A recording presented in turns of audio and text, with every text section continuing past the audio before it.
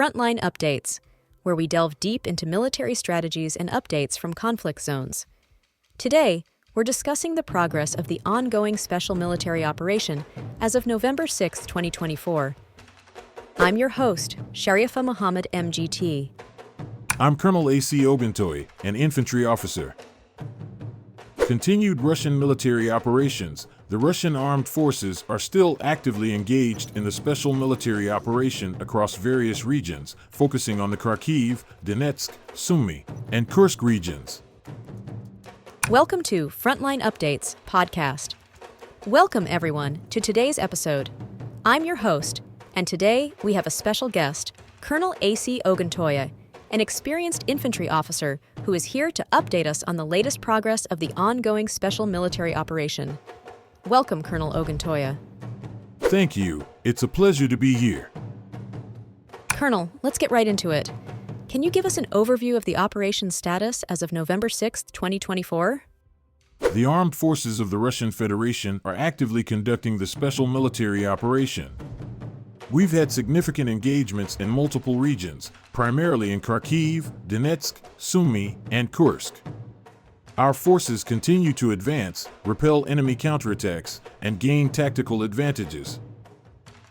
Starting with the Kharkiv direction, what's the latest update on Russian activity there?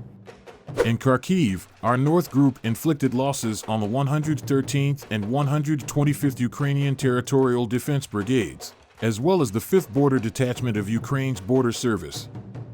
This took place in Ternavaya and Kazakya Lopan, along with Velika Pisarevka in the Sumy region.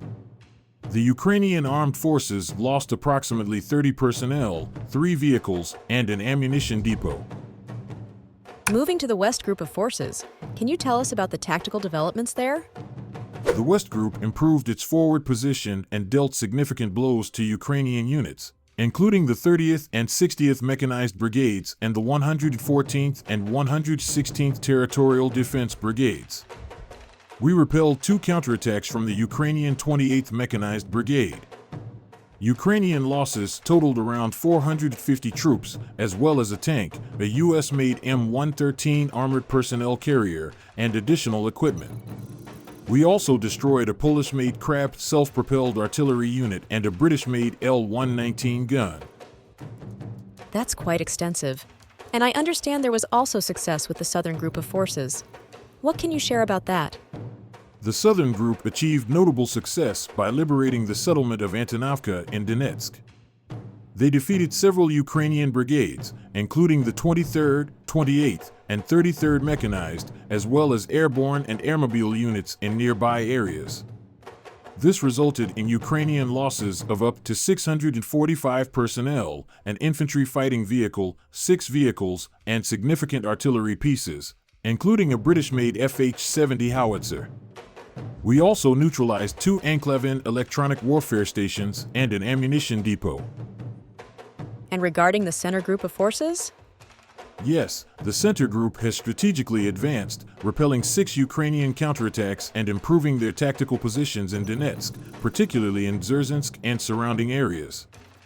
Ukrainian forces lost up to 510 personnel, along with a tank, multiple combat vehicles, and heavy artillery pieces, including a U.S.-made M777 howitzer.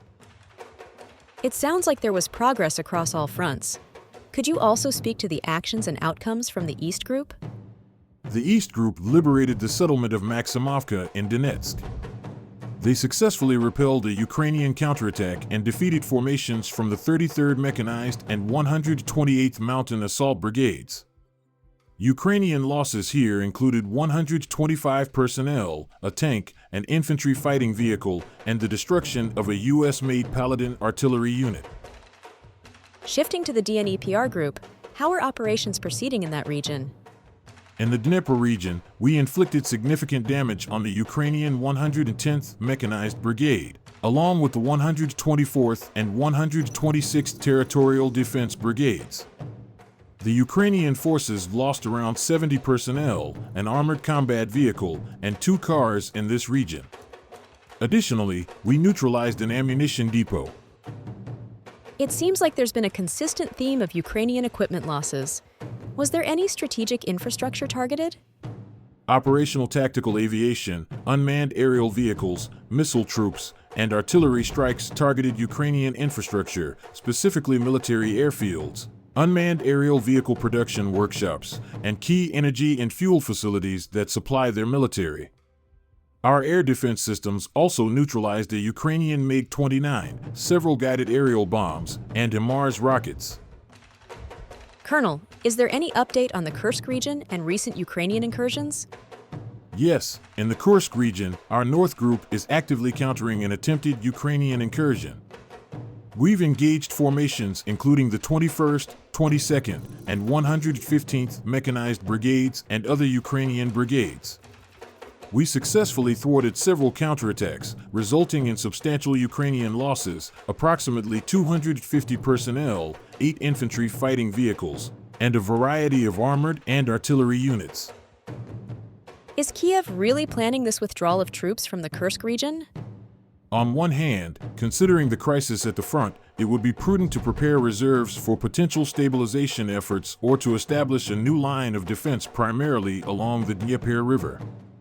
Moreover, these freed-up troops could be utilized to conduct localized counterattacks aimed at bolstering the morale of the Ukrainian armed forces, especially in light of their recent setbacks in Donbass. Conversely, there is a possibility that Bezaglaev's statement serves as a component of a disinformation campaign, reminiscent of the maneuvers observed prior to Ukraine's Kursk operation. Current intelligence suggests a concentration of enemy forces and resources in the Kursk border area. This buildup might be intended to reinforce positions at the bridgehead. However, the deployment of a second echelon could also be aimed at achieving the original objectives of capturing the Kursk nuclear power plant. Colonel, thank you for providing such a detailed briefing on the current military situation. Your insights are invaluable to our understanding of the conflict's dynamics. And thank you to our listeners for tuning in. Join us next time as we continue to provide up-to-date coverage on global military affairs. Stay with us for more updates and expert analyses on global defense and security issues. Stay informed, stay secure. Thank you for having me. The region from Sumy to the border is relatively dense with forests, allowing for effective concealment. This environment could enable the concentration of a substantial force, providing a potential avenue for achieving favorable negotiations. Such strategic positioning might represent the best opportunity for Ukraine to secure a beneficial outcome amid the ongoing conflict.